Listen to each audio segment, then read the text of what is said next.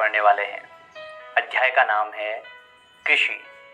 आज हम इस अध्याय का पहला भाग पढ़ेंगे। इस अध्याय को पढ़ने से पहले देख लेते हैं आज हम क्या क्या पढ़ने वाले हैं।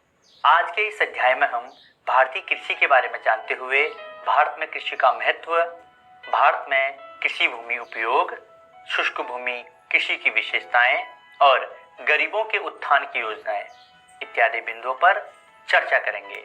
तो चलिए शुरू करते हैं। दोस्तों, भारत कृषि की दृष्टि से एक संपन्न राष्ट्र है।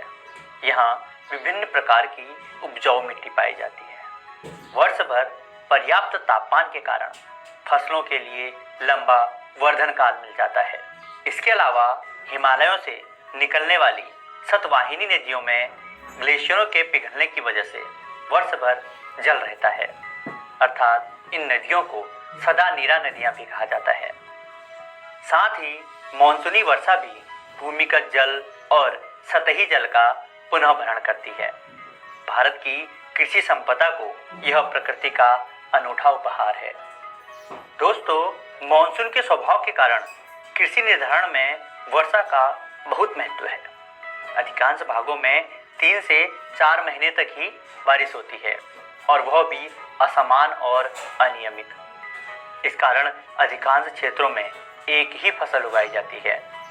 मात्र 15% क्षेत्रों में ही साल में 2 से अधिक फसल उगाई जाती है और ये ऐसे क्षेत्र होते हैं जहां पर सिंचाई की सुविधा होती है।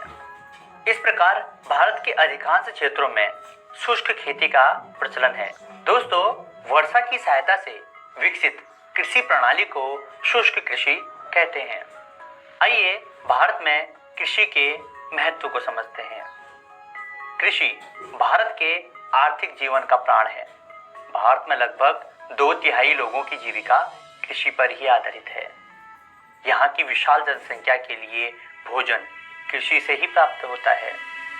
कच्चे माल के लिए भी कृषि उत्पादों की जरूरत होती है, जैसे कपास, गन्ना, जूट इत्यादि। इसके अलावा कृषि का आंतरिक तथा अंतर्राष्ट्रीय व्यापार में बहुत बड़ी भूमिका है।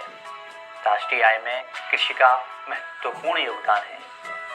देश की 24% आय कृषि से ही प्राप्त होती है।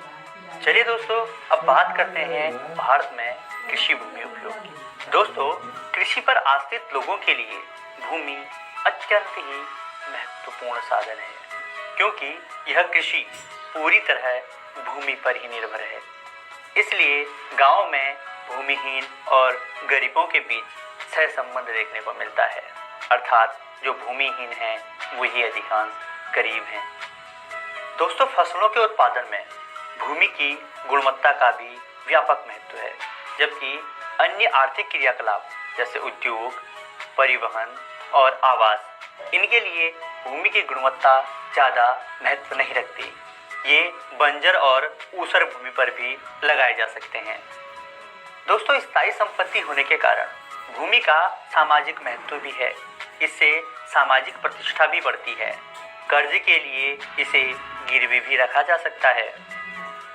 इसके अलावा भूमिहीन इन सब लाभों से वंचित रह जाते हैं।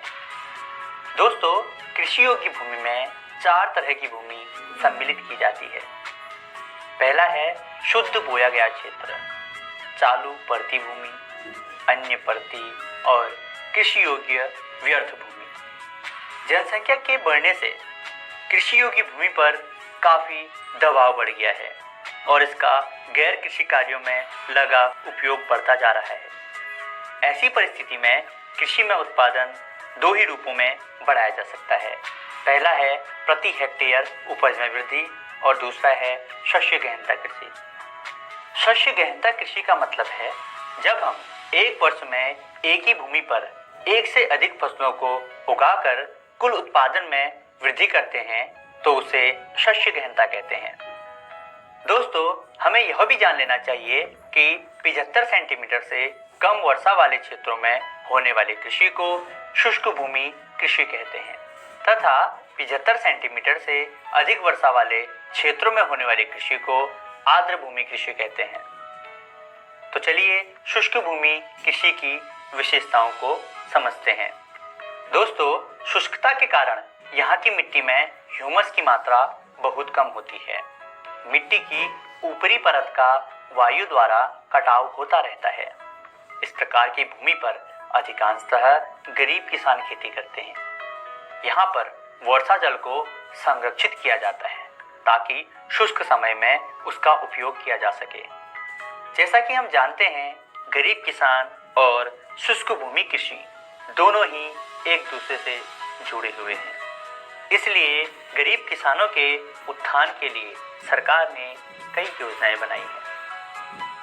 सरकार ने ग्रामीण किसानों के लिए समन्वित ग्रामीण विकास कार्यक्रम, सूखा प्रवण क्षेत्र विकास कार्यक्रम, रोजगार के बदले अनाज कार्यक्रम तथा नरेगा आदि कार्यक्रमों को चलाया है।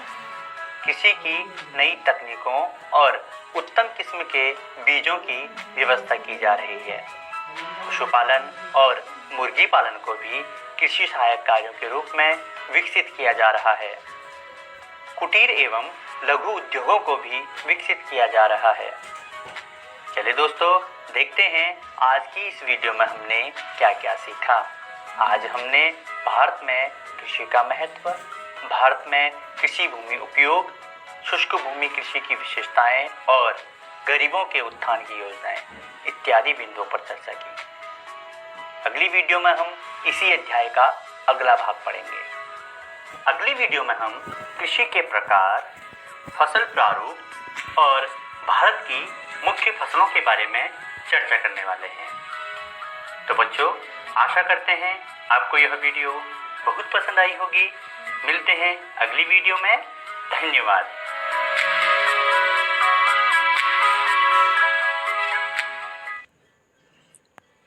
कृषि। पहला प्रश्न है, भारत में कितनी भूमि में साल में 2 से अधिक फसल उगाई जाती है? 25%, 30%, 15%, 40%। हिमालय से निकलने वाली नदियों को क्या कहा जाता है?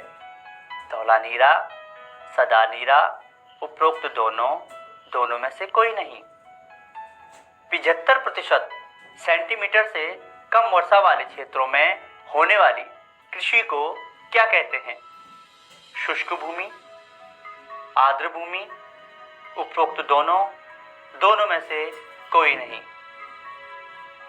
शुष्क भूमि कृषि की विशेषताएं कौन कौन सी हैं? इस प्रकार की मिट्टी में ह्यूमस की मात्रा कम होती है। मिट्टी की ऊपरी परत का वायु द्वारा कटाव होता है। इस भूमि में अधिकांश गरीब किसान खेती करते हैं। उपरोक्त सभी। कृषि योग्य भूमि में किसे सम्मिलित नहीं किया जाता है? शुद्ध बोया गया क्षेत्र, चालू पड़ती भूमि, कृषि योग्य व्यर्थ भूमि, इनमें से कोई नहीं। बच्चों, इनके सही उत्तर हैं कोरोना वायरस जैसी महामारी से बचाव के लिए देश भर में लॉकडाउन है। बच्चों को सुरक्षित रखने के लिए विद्यालय बंद किए गए हैं। इस परिस्थिति में आप